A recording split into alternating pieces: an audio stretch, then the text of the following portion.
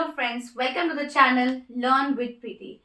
जैसे कि पिछले वीडियो में हमने पढ़ा था about the first chapter that is the India size and location, class 9th का चैप्टर्स हमने स्टार्ट किए हैं और पिछले वीडियो में हमने फर्स्ट चैप्टर कंप्लीट किया था। फर्स्ट चैप्टर के बेसिक फैक्ट्स और कॉन्सेप्ट्स क्लियर किए थे और आज की वीडियो में हम सेकेंड चैप्टर स्टार्ट करेंगे that is the physical features of India.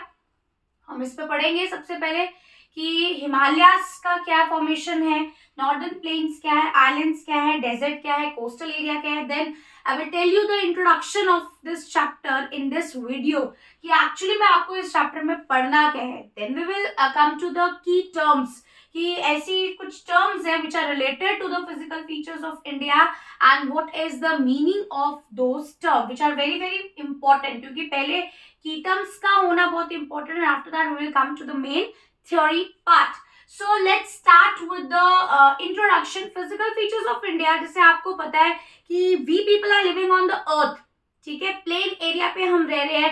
Some people are living on the mountainous area, some are living along the island side, some are living in the coastal area, some are living in the desert.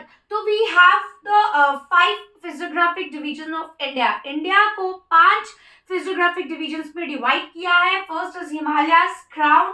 Second is the northern plains. At the foot of the Himalayas, there are the plains which are called the northern plains. Then we have the islands, as Lakshadweep Island is an example.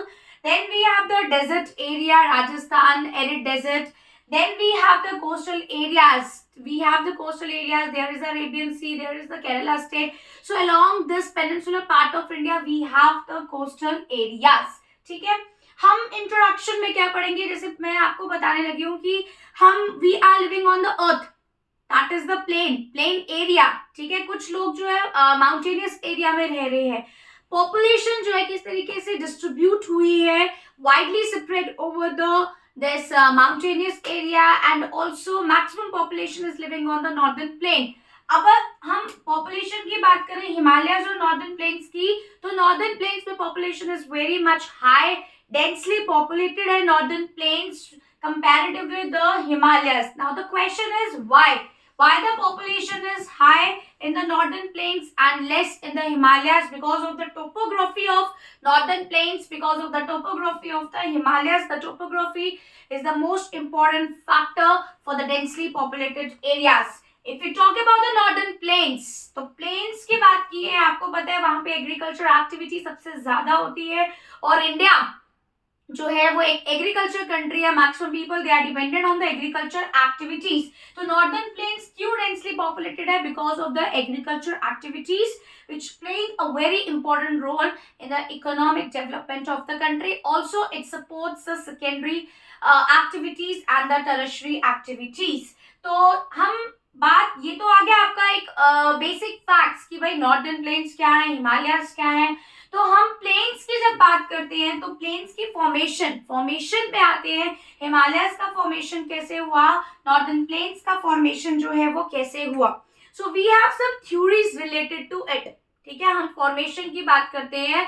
अर्थ के ऊपर बहुत सारे landforms हैं, वो landforms कैसे बने, बहुत सारे लैंडफॉर्म डिस्ट्रक्ट हुए, वो डिस्ट्रक्ट कैसे हुए, तो उनके पीछे एक the major theory is there that is the theory of plate tectonic.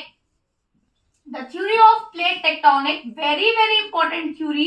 आज का सबसे important जो चीज है इस आज की वीडियो में that is the theory of the plate tectonic. इससे अभी हमने पढ़ा physical features of the India की कौन कौन से फिजिकल फीचर्स है, तो उन्हीं फिजिकल फीचर्स को मैप की हेल्प से पढ़ेंगे.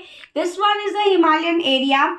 Then we have this northern plains. ठीक है, we have the northern plains at the foot of the Himalayas. Then we have the desert area. This one is the desert area. Then this blue, this is the coastal areas. This one is the coastal areas. ठीक है, and then we have this blue that are the islands. There, here is the Lakshadweep Islands. Here is the Andaman Nicobar Islands. Very very important. So this one is the island. हम बात करते हैं these are the Purvanchal hills. Purvanchal hills क्या है? North eastern hill. Again these are the Himalayas. This one is the northern plains densely populated. UP state popular state यहीं पर है. उसके बाद these are the Rajasthan very less populated. This is the coastal area. These are the islands and this is the Purvanchal hills which are the north eastern Himalayas.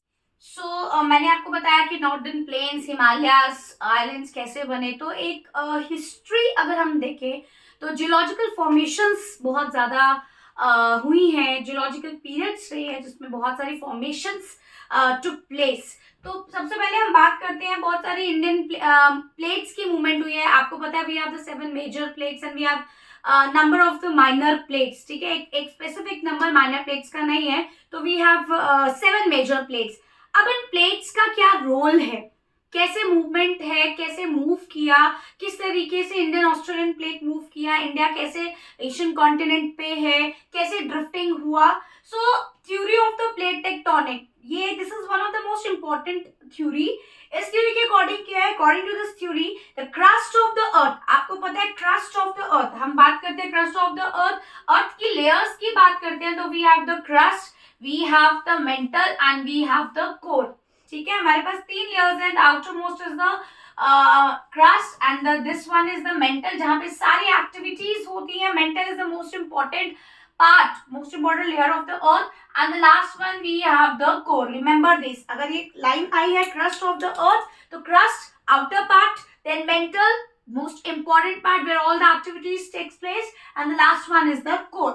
So according to this theory, the crust of the earth has been formed out of the 7 major and minor plates. मैंने आपको पहले कहा कि we have the 7 major plates and we do not have the specific number of the minor plates. Now how the plate tectonics helps in the movement या helps in the geological formation of the earth. We have the theory of the plate tectonics, movement of the plates, कैसे movement होती है plates की।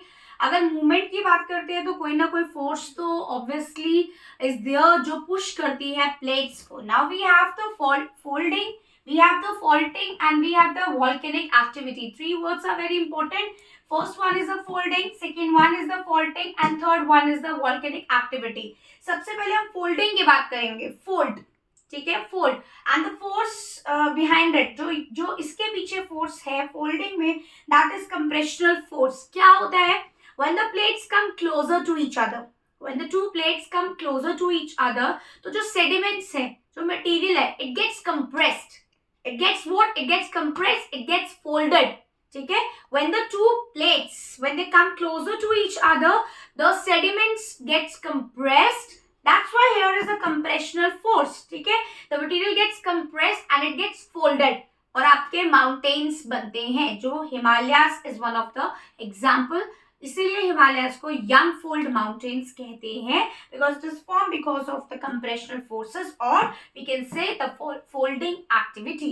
Second one is the faulting activity. Fault means when the plates are moving apart, ठीक है, जब plates एक दूसरे से दूर जा रही हैं, ठीक है, दैट इज व्हाट, फोल्डिंग. अब फॉल्टिंग, जब प्लेट्स दूर जा रही हैं तो एक क्रैक, एक गैप क्रिएट हो रहा है, एक फॉल्ट क्रिएट हो रहा है. जब भी हम क्या करते हैं, suppose these are the 2 plates, ये दोनों दूर जा रही है, गैप्स इज क्रिएटेड, तो क्या हो रहा है, मटेरियल इज कमिंग आउट, ठीक है, material inside the earth is coming out. तो इस केस में क्या हो रहा है, फॉर्मेशंस हो रही है, ठीक है, फॉल्टिंग. इस केस में क्या हो रहा है, डिस्ट्रक्शंस भी हो रही है, ठीक है. तो फॉल्टिंग के पीछे जो फोर्स है that is tensional. Tension means tension दिया, क्रैक क्रिएट किया, उसने क्रैक क्रिएट किया, फॉल्ट क्रिएट किया, ठीक है. लास्ट आता है वॉल्केनिक एक्टिविटी. जब भी वॉल्केनिक एक्टिविटीज होती है there is a movement of the material inside the earth. क्यों? क्योंकि अर्थ के अंदर का जो टेम्परेचर है that is very very high comparatively what on the upper earth surface. अगर हम कोर की बात करते हैं तो temperature is very very high. तो if temperature is very very high तो मटेरियल क्या होगा, लिक्विड स्टेट में होगा, सेमी मोल्टन स्टेट में होगा. तो सेमी मोल्टन लिक्विड क्या करता है, मोल्टन मटेरियल क्या करता है, मूव करता है, ठीक है.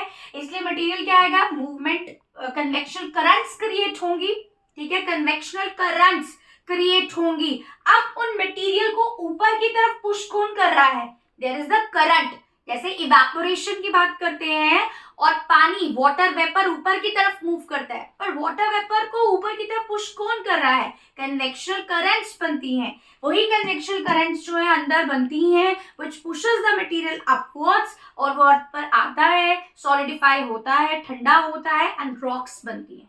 रॉक्स कैसे बनती है, because of the volcanic activity. Rock formation takes place due to the volcanic activity.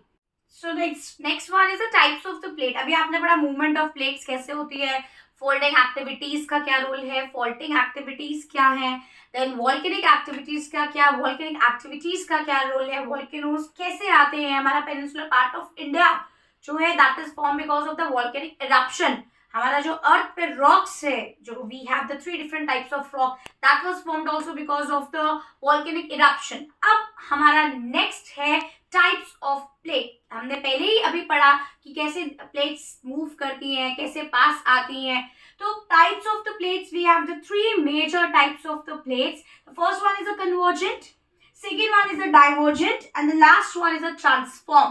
C for convergent and the another name is D, destructive. D for divergent and the another name is constructive, and the last one is the transform plate. Now the convergent means when the plates come closer. ठीक है, converge हो रही है. अगर converge हो रही है तो डिस्ट्रक्शन हो रहा है. That's why this is also called the destructive. अगर हम एग्जांपल की बात करें तो we have the Pacific ring of fire which is very prone to the volcanoes, Pacific ring of fire. Second is the divergent. Divergent means moving apart. ठीक है, अगर diverge हो रहा है तो क्या हो रहा है, मटेरियल बाहर आ रहा है, बाहर आके कंस्ट्रक्शन हो रही है. तो divergent is plate is also called what, constructive plate. और अगर example, the most important example is the mid Atlantic ridge which is a chain of mountains. ठीक है, मिड अटलांटिक रिज. ठीक है, one more example is there East African ridge, but सबसे most important है आपकी Mid Atlantic ridge which is formed because of what, divergent plate. And Mid Atlantic ridge जो है that is a chain of connected mountains. Next is the transform boundary. Transform boundary क्या है, moving parallel to each other, sliding under one another, and neither the construction is there nor destruction is there. ठीक है, it is moving what, parallel to each other. तो ना ही यहाँ construction है ना ही यहाँ डिस्ट्रक्शन. और अगर मैं बेस्ट एग्जाम्पल की बात करूं तो आप देख सकते हैं Saint Andreas fault. This is in the California, Saint Andreas fault. ठीक है, एक फॉल्ट क्रिएट है, we can see that fault. ठीक है, तो transform boundary is moving what, moving parallel to each other. Moving what, moving parallel to each other. So example is the San Andreas Fault. So this is what about the not physical features of India. We have just started that how, what activities, what geological formations took place, what is the force behind them. तो अभी तक हमने सिर्फ इतना पढ़ा. अभी हम main topic पे फिजिकल फीचर्स पे नहीं आए हैं, हमने पहले रिलेट किया है. ठीक है, तो in the next video we will talk. I hope you will like this video, this informative video related to the physical features of the India. So keep growing, keep supporting my channels, keep subscribing my channel, that is Learn with Preeti. Thank you.